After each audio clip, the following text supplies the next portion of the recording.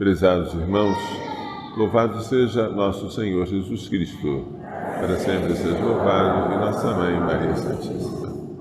O menino Samuel estava no lugar mais precioso do mundo, a Arca da Aliança, deitado próximo dela. Esta arca estava no santuário de Silo, porque o santuário de Jerusalém ainda não havia sido construído.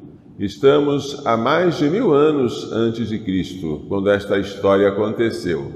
A criança está no santuário de Silo porque a mãe Ana, que era estéril, fez uma promessa: se o Senhor tiver misericórdia de mim e me conceder um filho, eu o consagrarei ao Senhor.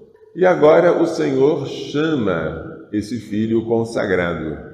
Chama-as 3 vezes pelo nome: Samuel, Samuel. Mas Samuel ainda não conhece o Senhor e pensa que é o sacerdote Eli, que está dormindo no quarto vizinho, que está chamando o menino. Tu me chamaste, estou aqui.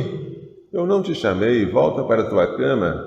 Pela 3ª vez, Eli suspeita de que seja um chamado do Senhor e diz: volta para a tua cama, e se isso acontecer novamente, responde: fala, Senhor, que o teu servo te escuta. O Senhor chamou Samuel pela 4ª vez: Samuel, Samuel, e Samuel fez como Eli havia instruído: fala, Senhor, que o teu servo te escuta. Como é bonita a disponibilidade deste menino. 3 vezes ele acorda para obedecer ao sacerdote Eli, que na cabeça dele tê-lo-ia chamado. E na 4ª vez ele acorda para obedecer ao Senhor, que o está chamando. Todos nós somos chamados. Deus nos chama com uma missão. Nenhum de nós está aqui à toa. Veio a este mundo por acaso. Nós fomos chamados e chamados pelo nome. E a nossa vocação universal, de todos os que são cristãos, é aquela que nós recebemos no batismo, a vocação à santidade. Sermos santos é a meta de todos nós, ninguém escapa. Podem ser os padres e as freiras, podem também ser os leigos consagrados, podem ser os pais e as mães de família. Todo mundo é chamado à santidade. Mas a santidade admite muitas formas. Uns se santificam no lar, outros se santificam num mosteiro, outros se santificam como sacerdote diocesano ou como uma irmã em um convento, numa comunidade religiosa. Seja como for, o Senhor nos chama. E é importante saber: fala, Senhor, qual é o teu chamado? Tu me chamas com que fim? Estou fazendo a tua vontade? O Salmo 39, que nós lemos em seguida, fala da vocação de Jesus. Jesus foi chamado pelo Pai para se fazer homem no seio da Virgem Maria, por obra do Espírito Santo. Sacrifício e oblação não quisestes, mas abriste, Senhor, meus ouvidos. Abrir os ouvidos quer dizer tornar o ouvido atento. A pessoa de ouvidos abertos é a pessoa obediente. Tu me fizeste obediente, diz Jesus ao Divino Pai Eterno. Então eu vos disse: eis que venho. Com prazer eu faço a vossa vontade. Jesus foi chamado pelo Pai e ele foi enviado pelo Pai para se tornar um de nós, para se tornar o Cordeiro de Deus, aquele que tira o pecado do mundo, e para tornar a nós como Ele. Ele é Deus. Nós, pelo batismo, nos tornamos participantes da natureza divina e filhos adotivos de Deus. Ora, esta vocação batismal à santidade, ela tem consequências. Se eu sou filho de Deus e não apenas uma criatura racional, eu tenho como herança o céu. Eu tenho como co-herdeiro Jesus Cristo. Eu tenho como povo que está se santificando comigo a igreja, da qual eu sou membro. Eu tenho a esperança da ressurreição do meu corpo. Logo, eu não posso me comportar como os outros, que fazem do seu corpo uma mercadoria de açougue para atrair os fregueses, ou que fazem do seu corpo um simples conjunto de células, tecidos e funções que podem ser usados de qualquer maneira. Não! O meu corpo é mais do que isto. O meu corpo um dia vai ressuscitar. Portanto, desde agora eu tenho que cuidar dele. É uma injustiça eu usar esse corpo para pecar contra a castidade. Este corpo também é membro de Cristo, porque todos nós pertencemos a Cristo. Ele é a cabeça e nós somos os membros. Se o nosso corpo pertence ao Cristo, eu não posso fazer deste corpo objeto de prostituição. Mais ainda, este corpo foi comprado por um alto preço. Eu não pertenço a mim mesmo. E o preço pelo qual o meu corpo foi comprado é o sangue de Cristo derramado na cruz. Por isso, eu não posso profanar este corpo. Eu devo glorificar a Deus em meu corpo. Fugir da fornicação. A fornicação, no sentido estrito, é o pecado contra a castidade entre duas pessoas solteiras. Mas São Paulo está falando de um modo bem mais amplo. Ele está se referindo também ao adultério, às práticas antinaturais, tudo aquilo que havia em abundância na comunidade de Corinto e que estava ameaçando os cristãos fugir da fornicação.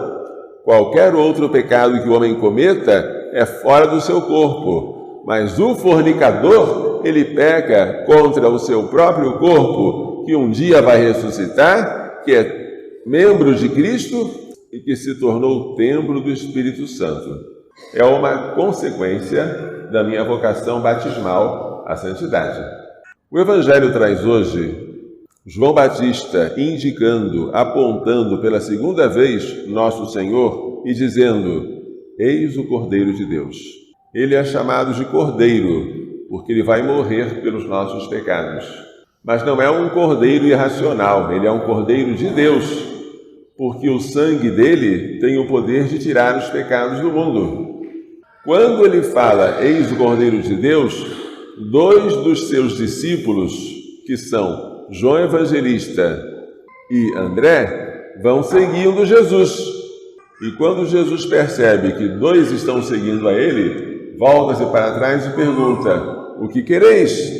E a resposta dos dois é: mestre, onde moras?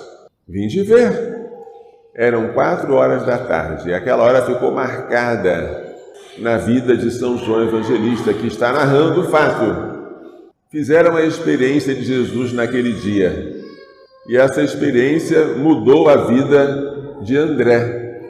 André, logo que saiu, foi comunicar a Simão, seu irmão: encontramos o Messias, e conduziu o seu irmão a Jesus. Veja como um conduz o outro. João Batista conduz André e João Evangelista a Jesus. André conduz seu irmão Simão a Jesus. E Jesus muda o nome de Simão. Tu és Simão, filho de João. Tu te chamarás Cefas, que quer dizer pedra. Quando Jesus chama, ele não chama à toa. Aliás, seria muito engraçado alguém chamar um de vocês à toa. A gente chama alguém com um propósito. Assim também, quando Deus nos chama, ele chama para fazer alguma coisa conosco, para mudar o nome de Pedro e para dar a ele uma missão, para nos indicar que temos que renunciar a nós mesmos, tomar a nossa cruz de cada dia e segui-lo, para indicar que nós precisamos vender tudo aquilo que temos, dar o dinheiro aos pobres, ter um tesouro no céu e depois segui-lo. Foi o que ele falou para o homem rico. Quando ele nos chama, ele tem uma missão em particular para nós. Quando ele chamou Maria Santíssima, qual era a missão? Conceberás, darás à luz um filho e lhe porás o nome de Jesus. Mas como acontecerá isso? Por obra do Espírito Santo. E qual foi a resposta dela? Aqui está a serva do Senhor. Faça-se em mim segundo a tua palavra. Uma resposta humilde e pronta. Assim deve ser a nossa resposta ao chamado de Deus.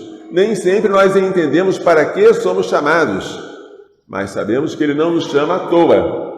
E somos felizes se formos obedientes, se não fizermos nosso Senhor esperar.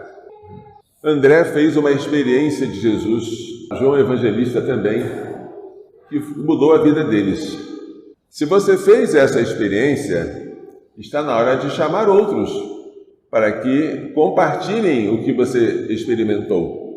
Há pessoas que são totalmente incapazes de compreender que nós, católicos, façamos a razão de ser da nossa vida adorar uma partícula branca que está dentro do sacrário. Gastar horas e horas em adoração. Eles não entendem. Parece loucura. Por quê? Eles não fizeram a experiência de Jesus. Pessoas que não entendem o valor da consagração total a Deus pela virgindade consagrada, acham que quem entrou para o seminário para ser padre ou para um convento para ser freira, coitado, é um doidinho. Podia se casar, podia ter uma família boa e foi desperdiçar sua vida. Na verdade, ele foi entregar a sua vida ao Senhor em um holocausto de amor. Isso é bonito, mas você tem que experimentar. Como ninguém está aqui à toa, você pode ter sido chamado por Deus para ser um catequista, que é uma profissão nobilíssima. Aqueles que guiam os outros no caminho da justiça brilharão como estrelas no firmamento, dizia o profeta Daniel, referindo-se à missão catequética.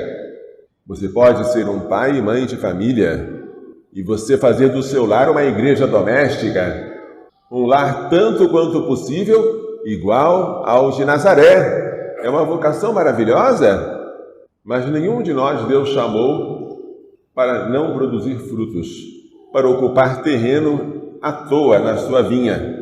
Ele quer que nós produzamos frutos de caridade que permaneçam para sempre. Portanto, estejamos atentos, porque o Senhor nos chama, e nem sempre é através de uma voz à noite, como Samuel, nem pela aparição de um anjo, como foi para Maria. Às vezes Ele nos chama através de um amigo que nos convida para um retiro. E devemos estar com os ouvidos atentos, porque o Senhor está à porta e bate. Se alguém ouvir a voz e abrir a porta, Ele entrará conosco e ceará conosco e nós com Ele. Mas se nós não ouvirmos a sua voz, porque estamos preocupados com outras coisas, ou se ouvirmos a voz, mas não abrirmos a porta do nosso coração, Ele não entra e não faz refeição conosco, nem nós com Ele.